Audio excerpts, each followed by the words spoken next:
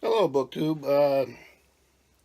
I'd like to do a book chat about a book I just finished.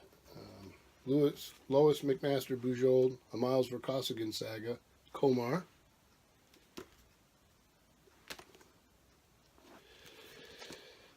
This book was published by Bean Books in 1998. It's the 20th in a series that the author has been writing since 1986. She's won 4 Hugo Awards with this series, and it's absolutely wonderful. The hero, Miles Vorkosigan, and his family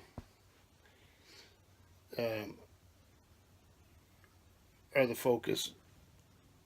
Miles' parents, in one of the other books, were very powerful in the Barayan imperial family, and while Miles's mother was pregnant, her and her husband were targeted in an assassination attempt, and poison substance was used. The parents escaped, but young Miles spent the rest of his life paying for that attack because it caused him all sorts of health damage before he was born, and that's sort of part of the backstory. He's actually in this novel, Komarr, they're talking about actually bones being replaced. So he's short, brittle, boned, in a society that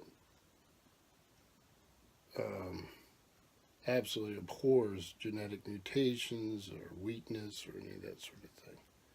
And he lives by his wits and the power of his family and subterfuge. He's incredibly intelligent and very talented. Some books, he's in the Imperial Security Forces. All things you wouldn't expect for someone with his disabilities. And he does it all and maintains a level of humanity that really makes the books exciting and fun to read. So with Miles, of course, there's always the betrayal that's within him. It's in his own body. And so it's not just kryptonite, it's like carrying your kryptonite in your chest. It's a never-ending betrayal of your body against your goals, and we all face that in some way. But these stories really show how a person can overcome obstacles and odds. So I've always enjoyed them. I had not read this one. So in this one, we have the planet Komarr. We have Baraya. I'm always mispronouncing it, but that's how I do it. There's a wormhole. And Komarr is a planet that's being terraformed, and people live in domes.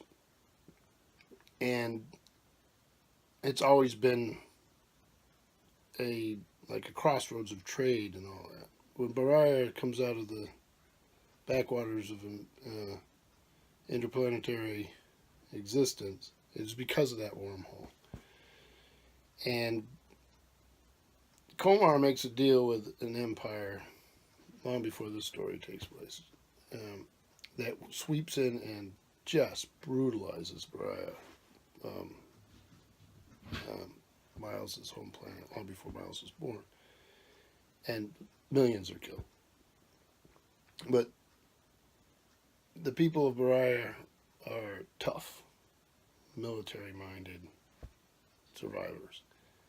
And it's not too long before they come bursting right back out of that wormhole and everybody pays for messing with them.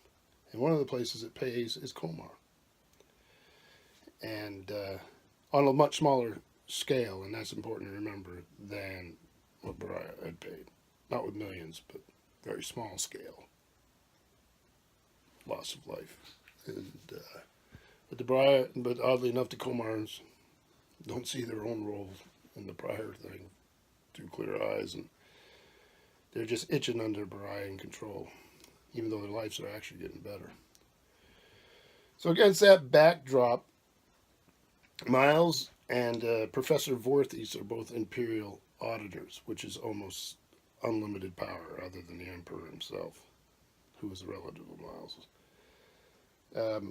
There's been an accident, and it could have been sabotage, of big solar mirrors that circle the planet Komarr, and the two imperial auditors are sent to investigate. And it ends up being a much bigger plot. And I tried to do it without giving too much away. There's a range of characters. So Professor Vorkosigan and Miles work well together. Vorkosigan is much older, an accomplished engineer. Miles is much younger and a former Imperial security person, so they work well together, have different strengths. On the planet Komarr, one of the administrators is a man named Etienne Vorkosigan, I guess we do that the best way to pronounce it. His wife Ekaterine, who is actually Professor Vorkosigan's niece, and their son Nikolai. So that's where we first see the two imperial auditors come down to Komarr. They're going to stay at the Vorkosigan's,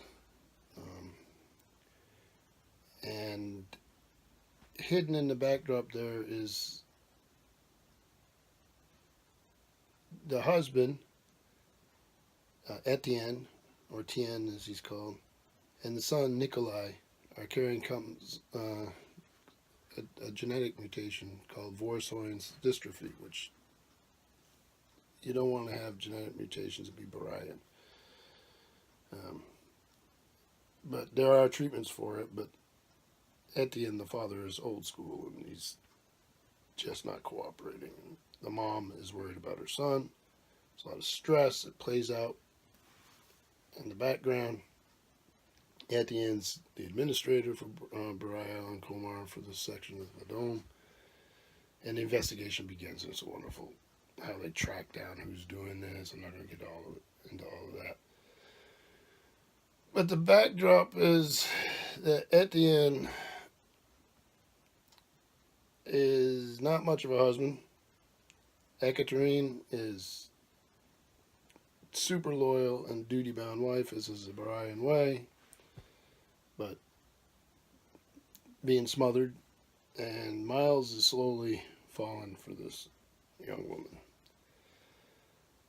So all the planet and the terraforming and the plot and all these things drive the story and the adventure forward, and it does it through these two characters primarily, Miles and Ekaterine, and it's just a wonderful story. Good book, never loses its pace, switches viewpoints a few times and does it well. It's really something difficult to pull off. There's something called fast penta. It's a truth serum. When they do interrogations in this future world, nobody gets tortured. It's not necessary. You give them that, you get everything you want. And everybody knows that. But Ekaterine, for reasons I won't go into, has to be fast painted. She's fine with it. Miles is hanging around in the background, wondering what she thinks about him. But when they give the fast painter, you're watching and seeing everything through her eyes. And then when she starts to go under, very smoothly and very masterfully, the author switches the view to Miles and the interrogation. So it's very effectively done. There's a little bit of that going on in this book, so I enjoyed that. I thought it was pretty neat. So I would strongly recommend the book. I strongly recommend the series. This book will be followed up. I'm not going to read it immediately. I've got piles of stuff to read here, but there is another one. This one follows it up. A civil campaign of Vorkosigan adventure. As you can tell by the cover, we can assume that Miles is once again in love. But I would recommend it. Good book, good read. Thank you, BookTube.